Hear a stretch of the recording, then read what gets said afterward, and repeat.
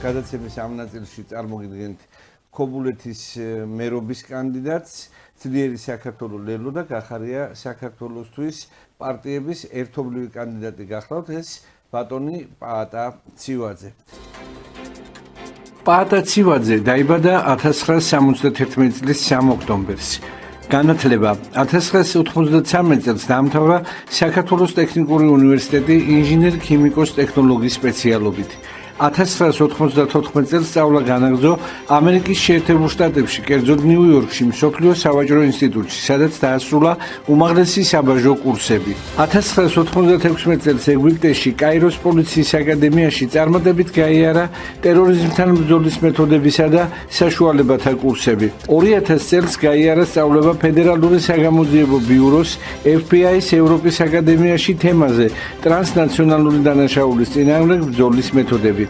2021 წელს დაამთავრა საქართველოს საბაჟო აკადემიის იურიდიული ფაკულტეტი და მიენიჭა იურისტ სამართალმცოდნის კვალიფიკაცია. სამუშაო გამოცდილება 1993 წელს დაიწყო მუშაობა საქართველოს საბაჟო დეპარტამენტის თბილისის აეროპორტის საბაჟო გამშვები პუნქტის ცვლის უფროსის თანამდებობაზე. 1996 წლიდან მუშაობდა საქართველოს შინაგან საქმეთა სამინისტროს კრიმინალური პოლიციის დეპარტამენტში. 1997-2004 წლებში მუშაობდა შინაგან საქმეთა სამინისტროს გენერალურ ინსპექციაში სხვადასხვა თანამდებობაზე. 2004 წელს დაინიშნა საქართველოს საბაჟო დეპარტამენტის სარფის საბაჟო გამშვები პუნქტის ხელმძღვანელად. 2005 წლიდან ხელმძღვანელობდა საქართველოს საბაჟო დეპარტამენტის საიდუმლო საქმის წარმოების სამმართველოს.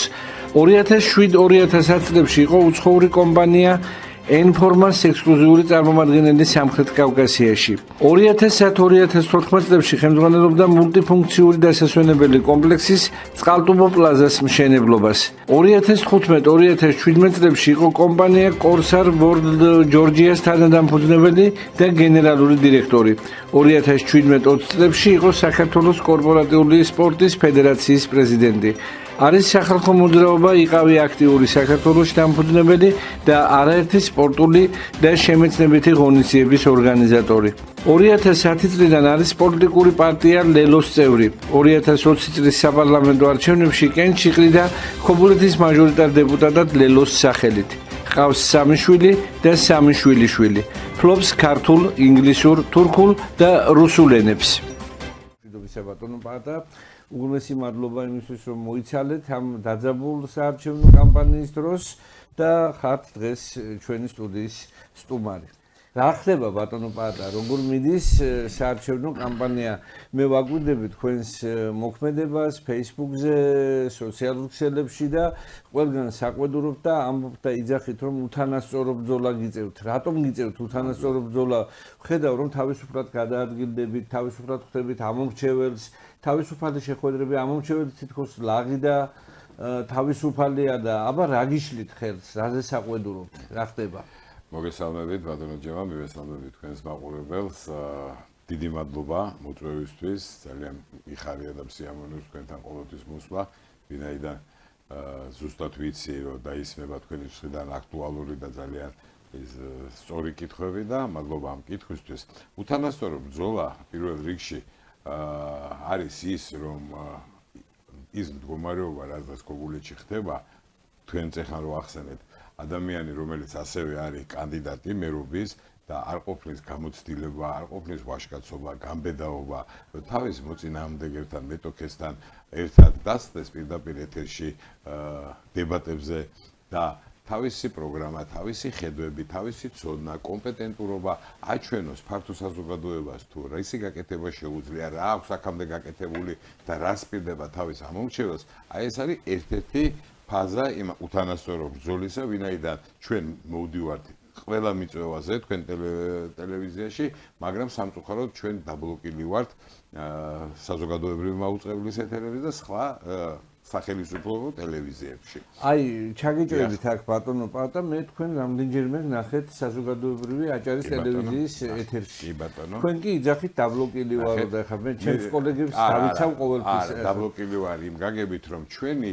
ღონისძიებები, ჩვენი შეხვედრები არაფერი არ შუქდება შუქდება მხოლოდ სამთავრობო კანდიდატის ეძახით აძლევთ ინფორმაციას, რომ დღეს გვაქვს ეს შეხვედრა და არ მოდიან. არაერთხელ ბატონო ჯემა, არაერთხელ და მაგის გარდა ის პატარა დრო, რომელიც აი შაბლონად არის გაკეთებული, ყველა კანდიდატმა უნდა თქვას თავის თვითონ უნდა იყვნენ ამის ინიციატორები, რომ თვითონ შექმნან ის პრეცედენტი, რომ ეს საჯარო დებატები ერთხელ და სამუდამოდ დაწესდეს, იმიტომ რომ ეს არის პოლიტიკის სტანდარტი. მთელ მსოფლიოში სხვა ნებისმიერ განვითარებულ ქვეყანაში თვითონ შიდა პარტიული დებატები ჩუქდება კანდიდატებს შორის და შემდგომ უკვე გინდა საპრეზიდენტო არჩევნებში, გინდათ სხვადასხვა არჩევნებში ყოველთვის ხდება კანდიდატების დებატები. აი მე გეტყვით ბატონო პაატა, თქვენ გეცოდინებათ რა თქმა უნდა, მაყურებელმა იქნება არის ის რომ ჩვენ ტელევიზიებს გვაქვს ვალდებულება ავტორიზებულ მაუწყებლებს გვაქვს ვალდებულება რომ ვაწარმოოთ დებატები კანდიდატებს შორის.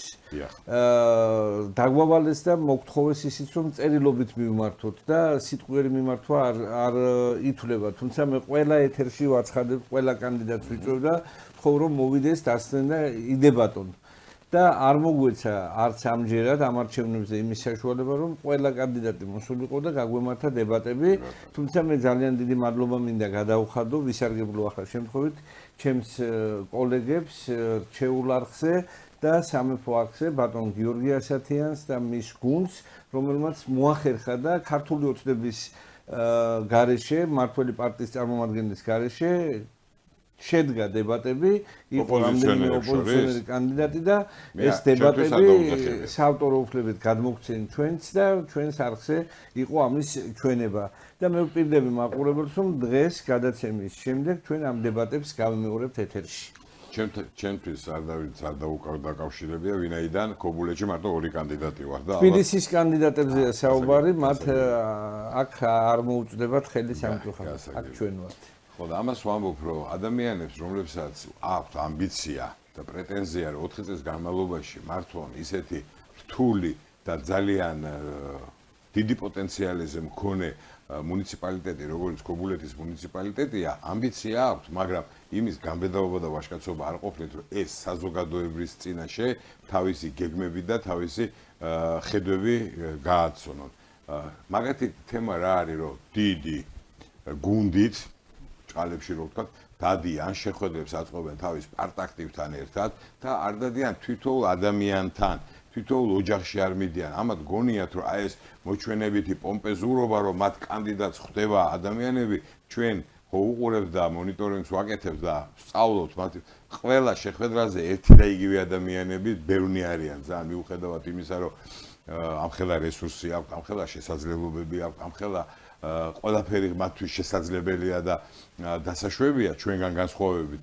იმასაც კი არ თაკილობენ, რომ შპალიერად გაკრული თავისი კანდიდატის პლაკატებზე, სადაც ჩვენ თითოეულ პლაკატს გავაკრავთ, იმასაც ხევენ, ანადგურებენ და იმას ვერ ხვდებიან მათი მხარდამჭერები, ასე ვთქვათ, რომლებიც აი ამ სისაძაგლეს ჩადიან, რომ პარტიის სიძლიერე არ არის პლაკატების რაოდენობა, პარტიის სიძლიერე არ არის ბილბორდების რაოდენობა, პლაკატის სიძლიერე არ არის აი ეს აგრესიული საარჩევნო კამპანია, რომ აი ჩვენ პლაკატების სიძლიერე არის თითოეული ადამიანი იმ პარტიაში, რას წარმოადგენს, როგორი კომპეტენცია აქვს, როგორი გამოცდილება აქვს, როგორი განათლება აქვს. აი ეს არის პარტიის სიძლიერე და მე ვამაყობ იმით, რომ ვარ იმ პოლიტიკური ძალის წარმომადგენელი, რომელსაც ყველაზე მეტი ასოცირებული პროფესორი, საერთაშორისო განათლების მქონე ადამიანია ამ პარტიაში. და ეს არის ჩვენი მთავარი სიძლიერე, მთავარი მამოძრავებელი, რისკენაც ჩვენ მივიწვით, იმიტომ რომ ახალი პოლიტიკური სტანდარტი, რომელიც ერთხელ და სამუდამოდ უნდა დამთავრდეს ამ ქვეყანაში, ეს ძველი მანკიერი ერთმანეთის ლანძღვა, ერთმანეთის დამონათება, ზიზღი და ბოღმა. ეს უნდა დამთავრდეს და ადამიანები, ვინც პოლიტიკაშია, მაქსიმალურად უნდა ეცადონ, რომ არა თავისი პირადი რაღაც მერკანტილური ინტერესები დაცვა, როცა ხელისუფლებაში მოდიან და ძალაუფლებაში, არამედ ადამიანების და ის ადამიანების ინტერესები უნდა დაიცვა. ანუ რაც გულისხმობ ამით, რომ პირად ფუფუნებაზე, პირად გამდიდრებაზე და ჩვენ სამწუხაროდ 13 წელია დღეს აგერ 13 წელი შესრულდა უკვე. 13 წლის განმავლობაში რა ვხედავთ, რომ ის ადამიანები, რომლებიც მოვიდნენ 13 წლის წინ ხელისუფლებაში და მეც მათ შორის ერთი ქართველი ვიყავ, ვინც ძალიან ხელი შეუწყო ქართული ოცნების გამარჯვებას, ხო? ამ 13 წლის განმავლობაში გადავიდნენ ყოველგვარ ზღვარს. კორუფციის, ნეპოტიზმის, პირადი გამდიდრების, ფუფუნების და ადამიანების გაღარიბების და დაკლინების. ნახეთ, ბოლო მონაცემებით საქართველოში უკვე არის 750,000 სოციალურად დაუცველი ადამიანი. წარმოიდგინეთ, ეს იმ ქვეყანაში, რომელსაც უდიდესი პოტენციალი გააჩნია, რომ რაც შეიძლება ნაკლები ადამიანი იყოს გაჭირვებული, რაც შეიძლება ნაკლები ბავშვი შიმშილობდეს. და ამის შესაძლებლობა არის, მაგრამ ამ შესაძლებლობას აბკოლებს და ამუხრუჭებს აი ეს დანაშაულებრივი რეჟიმი, დანაშაულებრივი სინდიკატი, მე რო ესე ვიტყოდი, რომელსაც აქვს ხელისუფლება მიტაცებული და ქვეყნის განვითარებას, რასაც ეგენი ეძახიან, ეგ არ არის ქვეყნის განვითარება, ეს არის მხოლოდ მათი პირადი დაჯგუფების განვითარება, ფინანსური გაძლიერება და იმ სისაძაგლეების გაკეთება, რასაც ისინი ჩადიან. კონკრეტულად დავიწყებთ ქობულეთის რეალობაში, ხო, ლოკალურად ქობულეთის მუნიციპალიტეტში. წარმოიდგინეთ, 13 წლის განმავლობაში ხელისუფლებაში ყოფნის პერიოდში დღემდე მოუგვარებელი არის ქალაქიდან დავიწყებ და მერე სოფლებზე გადავალ. ქალაქში მოუგვარებელია მდინარე აჭყვას პრობლემა. ყოველი ნალექიანობისას ეს მდინარე დიდდება, გადმოდის კალაპოტიდან, იტყორება ქალაქის საკოლმეურნეო ბაზარი და მთელი ხდება ქალაქის პარალიზება, ასე ვთქვა და ეს ფეკალური მასები, რომელიც მდინარე აჭყვაში ჩაედინება მოსახლეობიდან, დღემდე მოუგვარებელია ეს პრობლემა. 13 წლის განმავლობაში 21 საუკუნეში როგორ არ შეიძლება და როგორ არ მოვიდა ქობულეთის მუნიციპალიტეტში ისეთი მერი, რომელმაც ერთხელ და სამუდამოდ შეძლებდა, რომ ეს პრობლემა მოგვარებოდა, იმიტომ რომ არ აინტერესებდა. მათი მთავარი თემა არის დიდი ძალი ფულის შოვნა.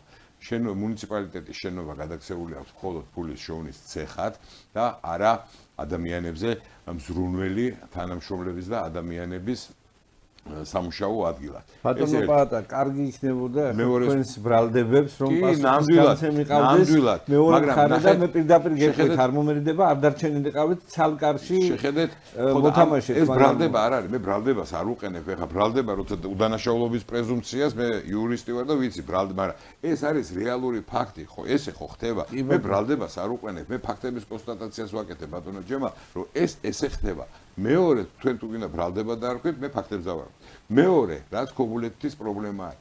დღემდე მოუგვარებელი არის საზოგადოებრივი მუნიციპალური ტრანსპორტის თემა. ის რამოდენიმე ავტობუსი რო დადის, ეს ხო პრობლემის მოგვარება არ არის, თან მუშაობს 6 საათამდე. წარმოიდგინეთ, რამხელა დისკომფორტი არის ადამიანების და თვითონ ქობულეთლები ამბობენ, რომ ქალაქი მკვდარი არისო, 6-7 საათი ვინ დადისო ქალაქში, იმიტომ არ დადის, რომ პირობები არ არის, რომ ადამიანებმა იარონ, იმოძრავონ, იცხოვრო. ჩვენ ცხოვრების უფლება ამ 13 წლის განმავლობაში წაგვართვა ქართულმა ოცნებამ ადამიანებს ცხოვრების უტოვებენ მარტო არსებობის უფლებას. იმ სოციალურად დაუცველების გამრავლებით, რიცხვის გამრავლებით, რომ რაღაც მიზერული კაპიკები გადაუხადონ ბიუჯეტიდან, რომ ის ადამიანები ყავდეთ აი ესე დაშინებულ მდგომარეობაში და ისევ არჩევნებზე გადავდივარ აგრესიულ და უთანასწოროს, რომ აი ამ არჩევნების პერიოდში ამ ადამიანებს ემუქრებიან, რომ მოუხსნიან სოციალურ დახმარებას, მოუხსნიან სხვადასხვა შეღავათებს. ამიტომ ეს ერთხელ და სამუდამოდ უნდა დავასრულოთ და ისეთი ხელისუფლება უნდა მოვიდეს, რომ სოციალურად დაუცველების რაოდენობა კი არ იზრდებოდეს, პირიქით მცირდებოდეს, იმიტომ რომ ის ადამიანები გახდნენ დასაქმებულები ღირსეულ სამუშაოზე, მაღალი ანაზღაურებით და ამით ქვეყნის ბიუჯეტიც განვითარდება, ადამიანების უფრო მეტი ბედნიერი ადამიანი იქნება ამ ქვეყანაში, მაგრამ ეს არ აწყობთ. ამ თავრობას არ აწყობთ, იმიტომ რომ რაც მეტი დაბეჭავებული, რაც მეტი სოციალურად ეგეთი ადამიანების მართვა არის ადვილი და დაშინება. ძლიერ ადამიანს ფინანსურად გამართულს და ორივე ფერზე მყარად მდგომს, ეგრე ვერ მართავ, ვერ მოატყუებ იმ მოჩვენებითი და რაღაც ილუზორული სიმშვიდით, რასაც ესენი იძახიან. როგორ შეიძლება ოკუპირებული ქვეყანაში იძახო მშვიდობა არისო? ეს არ არის მშვიდობა. ჩვენ 32 წლის წინ, როდესაც სოხუმი დაეცა, ჩვენ ბრძოლა წავაგეთ, მაგრამ ბოლო ომი დღემდე გრძელდება. ის ვერაგი ოკუპანტი რუსი დღემდე ანექსიას აკეთებს, ხო? ცოცავ ანექსიას და რამოდენიმე დღის წინ 5 ბავშვი გაიტაცეს. მანამდე ჩვენი მოქალაქეები ეს ხო მოკლეს ჩვენს თავე ტერიტორიაზე. ამიტომ ეს მოჩვენებითი სიმშვიდე, რომელიც აწვავს მხოლოდ ქართულ ოცნებას და მათ ხელმძღვანელებს, რომ აი ამ მდგომარეობაში უფრო მეტი ფული იშოვონ, უფრო მეტი მიწები დაისაკუთრონ თავისთვის, თავის ცოლებზე, შვილებზე, საყვარლებზე. აი ეს მშვიდობა, ამ მშვიდობას გვთავაზობს ჩვენ ქართული ოცნება და არა ნამდვილად რეალურ მშვიდობას. რეალურ მშვიდობის პერიოდში ვითარდება ეკონომიკა, ხო?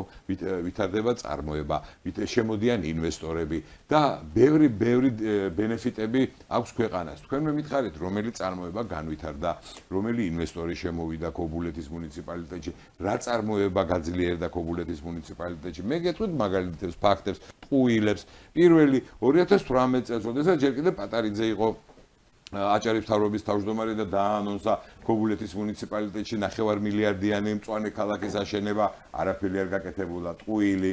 რიჟვაძემ 2021 წელს დაპირდა ქობულეთის დიდ მულტიფუნქციური სპორტული კომპლექსის აშენება, ტყუილი, არაფერი არ აშენებულა.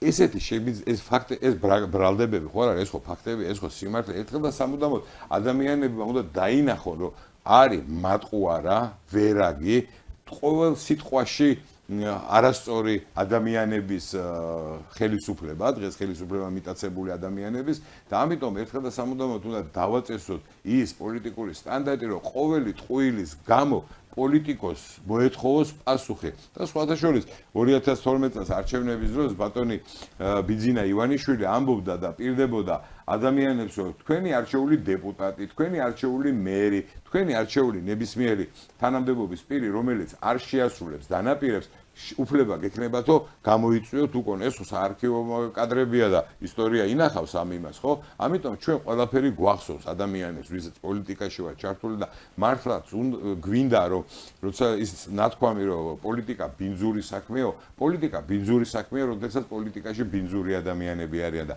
როდესაც ბინძური ადამიანები პოლიტიკაში არ არიან, ნებისმიერი საქმე სუფთა არის. ამას მნიშვნელობა არ აქვს, პოლიტიკა არის, ბიზნესი თუ სხვა რამე. ხო და ამიტომ აქედან გამომდინარე ჩვენი მე იცით თქვენ განსაკუთრებით ყოველთვის თქვენს ეთერში ხშირად მოვდივარ არჩევნების პერიოდში უკვე ეს ჩემთვის პირველი არჩევნები არ არის ქობულეთის მუნიციპალიტეტში. მე მუნიციპალიტეტში მაჟორიტარული დეპუტატობის კანდიდატად ვიყიდი კენჭ და მოდი ვთქვათ კიდე ერთი სიმართლე. აი მითხარით ის კანდიდატებმა რომელსაც გაამარჯვებინა ქართულმა ოცნებამ, ხო? სახელდაგვარები თქვენ თვითონაც კარგად იცით, მე არც მერიდება მაგ სახელების დასახელება, მითხარით 13 წელია რო ვარჩენთ და ამხელა ხელფასებს უხდით ამ ადამიანებს. მითხარით ქობულეთისთვის ზაალ მიქელაძემ, რომელი საკანონმდებლო ინიციატივა წარმოადგინა, რომელიც ქობულეთის მუნიციპალიტეტს გამოადგა. მითხარით მანამდე ქალბატონი ფატი ხალვაში იყო, რომელიც საკანონმდებლო ინიციატივა წარმოადგინა, რომელიც ქობულეთის მუნიციპალიტეტის მოქალაქეების ცხოვრება გააუმჯობესა. არც ერთი პირიქით ერთიც და მეორეც იყო დუმარე დეპუტატების ლიდერების სიაში. ანუ მთელი 4 წლის განმავლობაში ერთხელაც არ გამოუყენებიათ საპარლამენტო ტრიბუნა. ადამიანებმა არ იციან რა არის პარლამენტარიზმი. შეიძლება პიროვნულად და ვიცნობ, მე პიროვნულად გადასარევი ადამიანები იყვნენ, მაგრამ იმ პროფესიაში და იმ სპეციალობაში, სადაც ისინი არიან ტყუილად.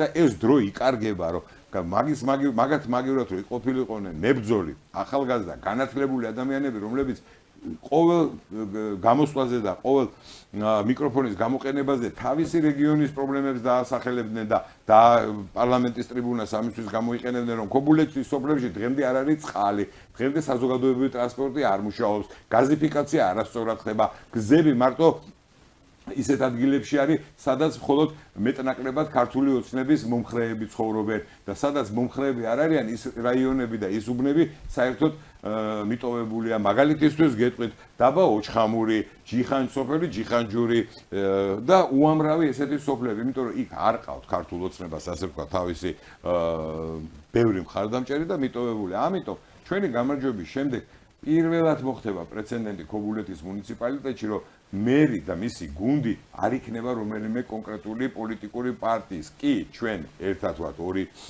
პარტია გაერთიანებული, რომ ეს არჩევნებში კარგი შედეგი დავდოთ, მაგრამ ჩვენი გამარჯვების შემდეგ ქობულეთის მუნიციპალიტეტში დასრულდება პარტიული მიკერძოებით ადამიანების არჩევა. ადამიანები დაინიშნებიან თანამდებობაზე, იმიტომ რომ მე ვაპირებ კადრების ძალიან გადახალისებას, ჩემი გამარჯვების შემდეგ, ანუ რას გულისხმობ, რომ მოხდება ადამიანების ტესტირება, მოხდება ადამიანების გადამზადება, იმ ადამიანების, რომლებიც იქ არის დასაქმებული და ამასთან ერთად აუცილებლად უნდა მოხდეს კადრების და ფინანსების ოპტიმიზაცია, ვინაიდან კადრები არის ძალიან გაბერილი და შეიძლება ზოგს გაეცინოს კიდევაც ქობულეთის მუნიციპალიტეტში უფრო მეტი ადამიანია დასაქმებული ოფიციალურად, აი უწყისებით ხელფასზე, ვიდრე ლონდონის მერიაში. იცოდით თქვენ ეს ბატონო ჯემალ, გეცოდინებოდა. ამიტომ კადრების ოპტიმიზაციით, სახსრების ოპტიმიზაციით, ჩინოვნიკებზე იმდენი პრემიები დაწილდება მთელი წლის განმავლობაში, რომ აი ამ თანხების ეკონომიით უამრავ გაჭირვებულ ადამიანს და სოციალურ დაუცველ ადამიანს შეგვიძლია ჩვენ საცხოვრებო, საყოფაცხოვრებო პირობები გაუმჯობესოთ. იგივე უსახკაროებისთვის, იგივე მეწყერ ზონაში და სამედ ზონაში დაზარალებული ადამიანების ყველა ბიუჯეტი მეწველი ძროხა არ არის მხოლოდ ერთი კლანისთვის. ბიუჯეტი არის კონკრეტულად ადამიანების და მათი ცხოვრების განვითარებისთვის და ქვეყნისთვის. ასევე ამ სხვადასხვა რეფორმებით და იმ პროგრამებით, რომელიც ჩვენ დაგეგმილი გვაქვს, რომ გავაკეთოთ, პირველ წელს ვაპირებთ ბიუჯეტის 50 მილიონით გაზრდას. ანუ ეხა 100 მილიონამდე არის 50 მილიონით ეს პირველ წელს და ამის შემდეგ უკვე ჩვენი 4 წლიანი ციკლის დამთავრების შემდეგ ბიუჯეტი მინიმუმ ორჯერ იქნება გაზრდილი. პარალელურად ამისა ბიუჯეტის სახსრები რო არ იყოს გამოყენებული ყველაფერში ბიუჯეტი და იმის ხო ვაპირებთ ქობულეთის განვითარების ფონდის შექმნას, სადაც უამრავი ადამიანი, რომელიც პირადი კონტაქტებით, საერთაშორისო დონორები, გრანტებით ვაპირებთ ამ ფონდის შექმნას და ეს ფონდი მოხმარდება კონკრეტულად ადამიანების და ახალი სამუშაოების შექმნას. ბიუჯეტს არ აქვს იმის შესაძლებლობა, რომ ჩინოვნიკები არჩინოს, არ აქვს იმის შესაძლებლობა, რომ მათ ფუფუნებაზე და მათ კერძო ინტერესები დაიცვათ, ბიუჯეტი უნდა ხმარდებოდეს განვითარებას, ინფრასტრუქტურების ხარისხიანად და სწრაფად შესრულებას და სწორად შესრულებას და სხვა პარამეტრებისთვის. ერთ-ერთ მოგიყვანთ მაგალითად. ამას ჩვენ სხვას ვერ დავავალებთ, ამიტომ ეს ბიუჯეტიდან წლევანდელ ბიუჯეტში ეს პარამეტრი ჩადებული არ არის, მაგრამ ჩვენი გამარჯვების შემდეგ მომავალი წლის ბიუჯეტში აუცილებლად იქნება ჩადებული სპეცტექნიკის შეძენა. არა კერძო ჯიპები და ჩინოვნიკების ფუფუნების სპეცტექნიკა, რომელიც იქნება ბიუჯეტის შეძენილი და ნებისმიერი გამოწვევა, სტიქიური უბედურება იქნება ეს თუ სასოფლო-სამეურნეო სამუშაოები, სპეცტექნიკა ექნება ქობულეთს და ქობულეთის მუნიციპალიტეტს, ვინაიდან რამე რომ მოხდეს, ჩვენ ვიქნებით მზად რომ ჩვენი მოსახლეობა იყოს დაცული და არ მოგვიწიოს სტიქიის მერე ძებნა იქ. ტრაქტორი იქნება თუ თოვლსაწმენდი იქნება თუ რაღაც, იმიტომ რომ ამხელა მუნიციპალიტეტს, რომელსაც ზღვაცა აქვს და თაცა აქვს და სოფლები რა დაშორებით არის ცენტრიდან ყველამ კარგად იცის, იმ ცხოვრებ ადამიანებს ყველას ჰქონდეს იმის იმედი, რომ მათ ყავთ ხელისუფლება, რომელიც მათზე ზრუნავს, მათზე ფიქრობს და ნებისმიერი გამოწვევისთვის ვიქნებით მზად. რაც არ უნდა იყოს ეს, გინდა დებატებში დასწრომის, გინდა სტიქიას და საბრძოლველად. გასაგებია ბატონო პაატა, ჩვენმა არხმა ამასინათაც მოგცათ საშუალება, რომ გესაუბროთ თქვენს პროგრამაზე და ძალიან საინტერესო არგუმენტები და მათი გადაჭრის გზები და პროგრამა წარმოადგენთ, გამომდინარე 9 პრიორიტეტიდან, რომელიც მე გთხოვეთ, რომ დაგესახელებინათ მაშინ ჩვენი მაყურებლისთვის. ეხლა ძალიან ცოტა დრო გრჩება უკვე სასაუბროთ და ამიტომ რამდენიმე კითხვა მაქვს და მინდა რომ ძალიან მოკლე პასუხებით ჩავეტიოთ.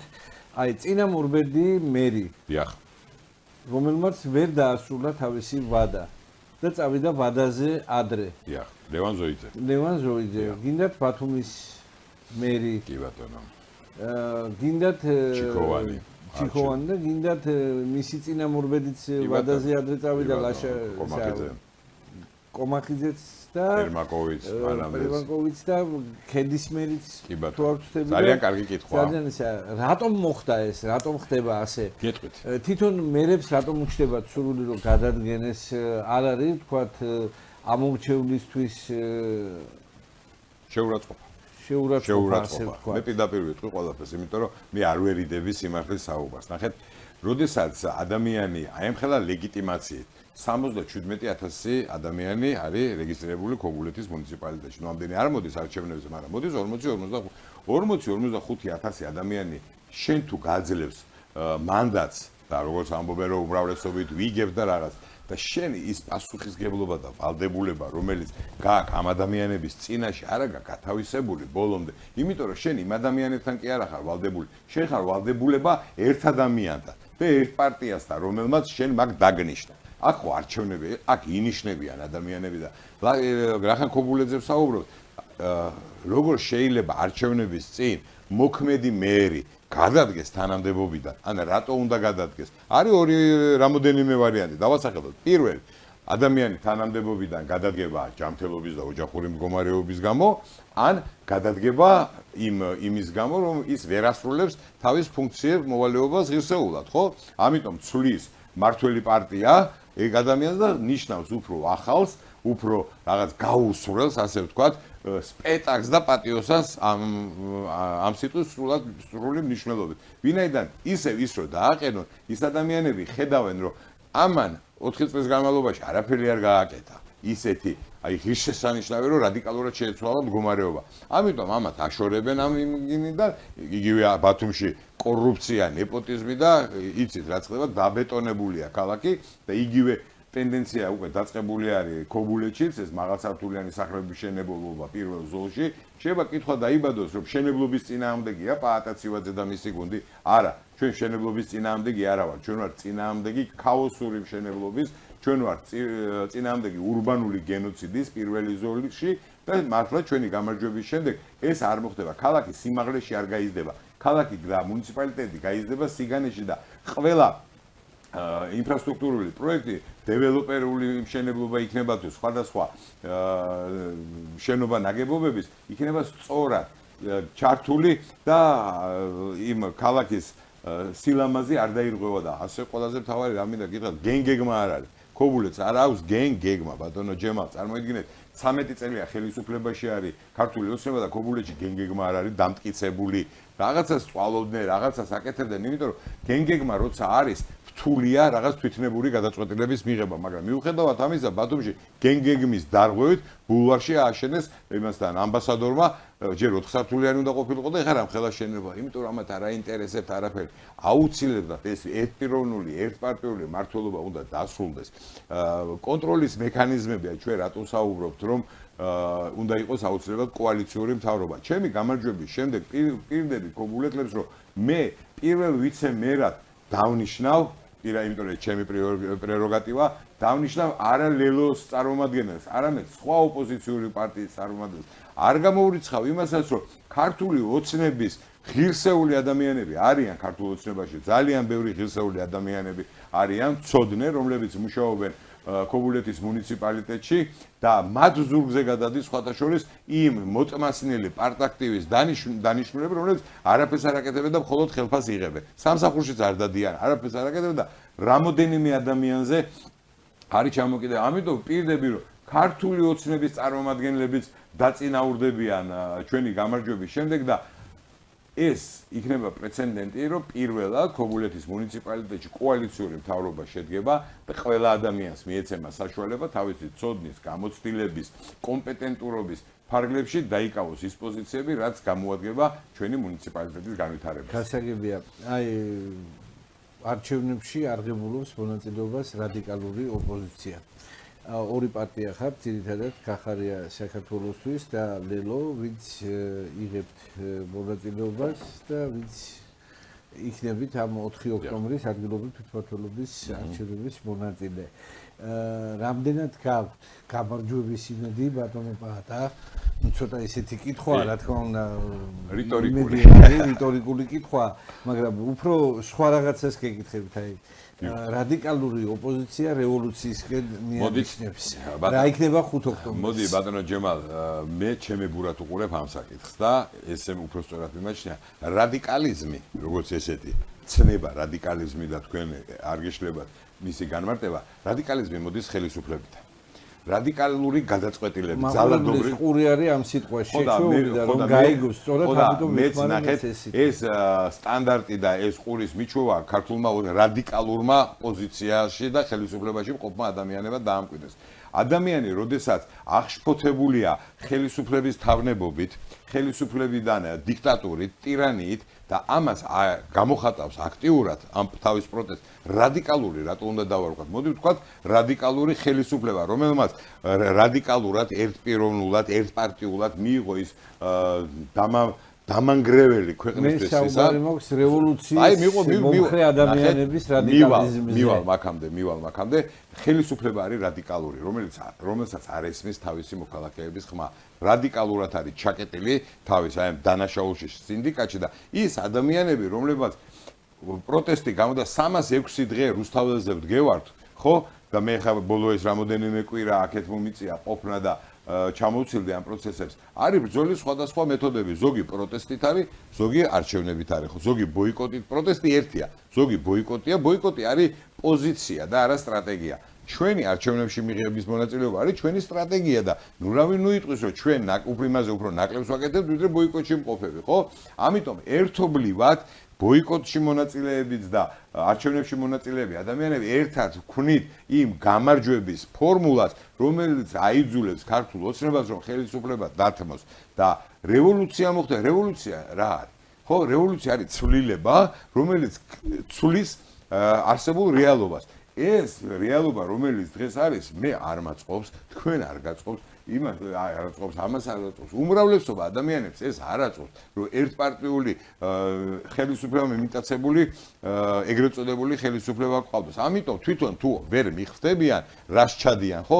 სხვა გამოსავალს არ უტოვებენ. თავისი რადიკალური გადაწყვეტილებით ადამიანებს ქვეყნის მოქალაქეებს, ღირსეულ ქვეყნის მოქალაქეებს და ღირსეულ ახალგაზრდობას, რომელსაც მათი პროპაგანდისტები ტელევიზიის ეთერიდან უეუბნებიან, რომ თქვენ ამ ქვეყანას არ ჭირდებითო, წადით ამ ქვეყნიდანო. აი ამას რომ პროპაგანდისტი იტყვის ხელისუფლების პასუხისმგებლიანი ხელისუფლება უნდა მიიღოს გადაწყვეტილება და ან გადადგეს, ან ის პროპაგანდისტი ერთხელ და სამუდამოდ დაადუმოს. როგორ შეიძლება განათლებულ ახალგაზრდებს, მორწმუნე ადამიანებს, ქრისტიანებს, ქართველებს და თუ სხვა რელიგიის წარმომადგენლებს რა მნიშვნელობა აქვს? თა შენს ახალგაზრდობას ეუბნები რომ წადი აქედან და თქვენ ამ ქვეყანას არ ჭირდებია. ამიტომ ეს არის მოღალატეობრივი უსამშობლო ხელისუფლება და აუცილებლად მოხდება მათი ცვლილება.